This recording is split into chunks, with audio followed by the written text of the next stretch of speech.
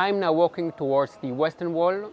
Now, if you were to ask Israeli what the Western Wall is, he or she would probably tell you it is the most sacred place in the world for Jews and that it was part of the Second Temple.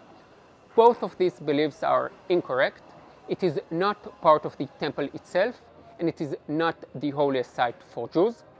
The bigger the symbol, the less people really know about it, and in this video I'm going to explain it all.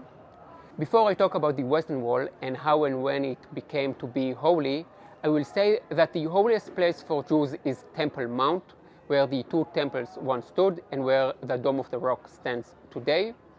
The important thing to understand is that 2,000 years ago, when the Western Wall was built and the temple was still standing, the Western Wall had no religious meaning whatsoever. The area next to the wall was a street. In order to understand what the Western Wall is, you have to go back to the beginning. 3,000 years ago, King Solomon built the first temple. It stood at the top of Mount Moriah. This is also the place where, according to the Bible, Abraham almost sacrificed his son Isaac. The temple that King Solomon built stood for 400 years until the Babylonians conquered Jerusalem and destroyed it in 586 BCE. The Holy Ark and the Ten Commandments, which were inside the temple, were lost or destroyed, and the Jews were expelled from the land of Israel. 70 years later, the Jews were permitted to return, and it was then that they built the second temple. The temple was really small and modest, and it underwent renovation a few times. Then, 2,000 years ago, at the time of King Herod, the temple was rebuilt again, this time as a huge temple, one of the biggest in the world. And this is where we come to understand what the Western Wall is. King Herod decided to build an enormous temple. He had a problem though. The temple stood on a peak of a mountain where there was only limited space. King Herod, who was known for his massive building projects, decided he would build 4 huge supporting walls around the mountain peak to transform it into a great level platform. And on this man-made platform, he would rebuild the temple. The Western Wall is actually a small part of one of the large supporting walls. 2,000 years ago, the area next to the Western Wall was just a street. So how did it become holy? In the year 70 CE, during the Jewish rebellion against the Romans, Jerusalem was conquered and the temple was destroyed. There is nothing left of the temple itself. After the rebellions, Jews were not permitted to go up to the area of Temple Mount where the temple had stood and started praying next to different parts of the retaining walls, as they were the closest place to the temple that Jews were allowed to visit. Over the last 2,000 years, Jews have prayed next to different sections of the retaining walls. First, they prayed next to the southern walls, where the original entrance to Temple Mount itself had been. Then they prayed next to the Golden Gate or Mercy Gate in the eastern wall, which is located outside the old city. And it is only the last 500 years that the small part of the huge retaining wall that we call the Western Wall had become the main place where we can remember the temple. So why this particular part? As happened very often, there are 2 reasons, the practical one and the religious one, both being very important. The technical is that it is next to the Jewish quarter. The area here has been the Jewish quarter for the last 600 years. And the religious reason is that the temple itself didn't stand exactly in the middle of Temple Mount. It was a bit closer to the western side, hence making the western side more holy. Some Jewish groups have even said that it is better to pray here and not on Temple Mount itself, because in the original temple there was a part that all citizens were allowed to enter, another part that only the priest would enter, and the Holy of Holies, which was accessible only to the high priest on Yom Kippur, the holiest day in the Jewish calendar. Since we don't know exactly where the temple stood, it is better not to take any chances and to just go to the place where the Holy of Holies was. Another interesting fact that can be easily seen yet not often thought about is that the Western Wall has 4 different layers. The area where people pray is the part that King Herod built. You can see the huge chisel stone. And then above them are stones which are smaller and differently sized, which were added by the Muslims in the 8th century. And the small stone at the top date from the Ottoman era. And the last row was built by the British about 100 years ago. I bet you didn't know that when you started to watch this video, that the British built a tiny and insignificant part of the Western Wall. For more important and unimportant information, please subscribe to my channel and hit the like button. It really helps. If you really want to see the impressive part of the Western Wall, you need to go underground. Today we can only see a small part of the Western Wall, 1/7 to be exact. If you want to see it all, you need to join the Western Wall tunnel tour, which I highly recommend. I will leave all the details on my website. Now, before I share my final thought about the temple, I will answer some few frequently asked questions. The Western Wall is the most visited site in Israel. It is open 24/7.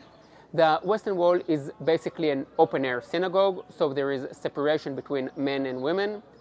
Anyone can walk up to the wall, pray here, or just have a look, but do be respectful of others, a rule that is good to employ generally. There is a tradition of writing your wishes on a piece of paper and putting it between the stones. Now, what happened to all the notes? Twice a year they are removed and buried on the Mount of Olives, which is an ancient cemetery where Jews have been buried for the last 3,000 years. The notes can't be thrown in the trash because some of them have the name of God written on them. From Friday evening to Saturday evening, you are not allowed to take photos or smoke within the perimeter. Knees and shoulders must be covered. Now, Jerusalem, the Western Wall, and the Temple Mount are the key to the Jewish soul. So this is where you will find many different events taking place, from family events, national events, religious events, from bar mitzvahs to couple before their wedding. And by the way, if you have ever been to a Jewish wedding, it doesn't matter where, you will have seen that the man breaks a glass. This is a ritual carried out to remember the temple. Even at such a private, happy moment, we have Jerusalem on our minds. Now, one last thing. I have talked about the temples, about Temple Mount, about the Western Wall, different traditions that have changed throughout the years. But let's talk about the most important thing. What was held in there? What was inside the holiest place in the temple? In the first one, there was the Ark of the Covenant and the Ten Commandments, but they were lost or destroyed when the Babylonians destroyed the first temple. What was in the Dvir, the small room, the Holy of Holies, which only the high priest would enter once a year? Nothing. It was empty or full with the Shekhinah, the presence of God. I find all that very interesting. Jews, Christian, Muslim, all believe in a God, the same God who cannot be seen.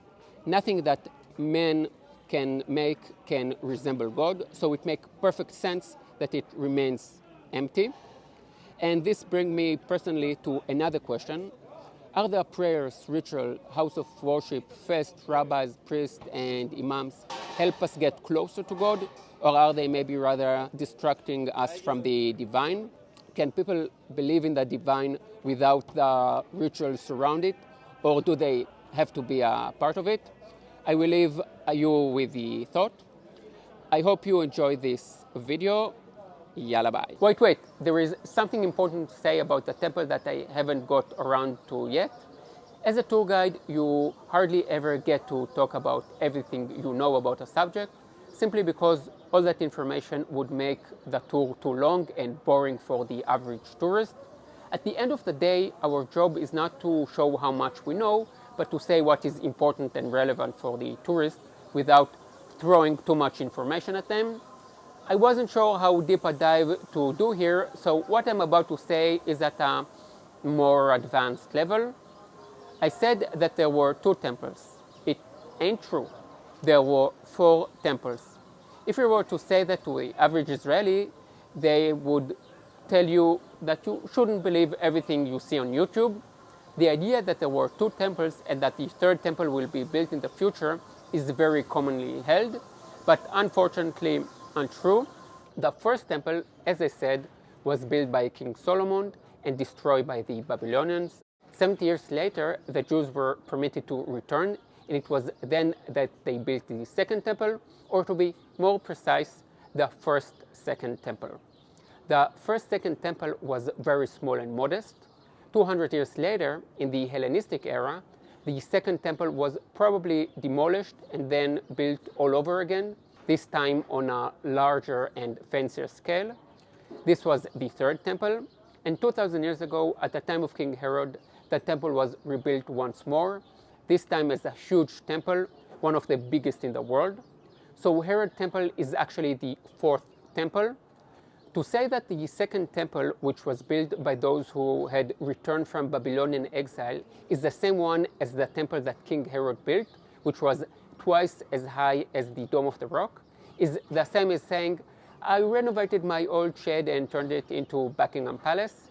It is the same building, but I just reorganized it and made it a bit bigger. So if there were 4 different temples, why do we say that there were only 2? The reason is that from the time that the Jews returned from Babylonian exile in 516 BCE until the Romans destroyed the 4th temple in the year 70, the temple carried on functioning as such pretty much consistently, even when being rebuilt. By functioning, I mean that they kept on sacrificing animals to God. So all 3 temples are seen as occupying one period of time, the time of the second temple. I hope that it makes sense and that you have enjoyed this video. If you did and you want to enjoy more of what I have to say, then do get my booklets. They are great. I started something new called channel membership, so if you want to support my work, you can do that. Just click the join button below for all the information. See you in the next video. Yalla bye.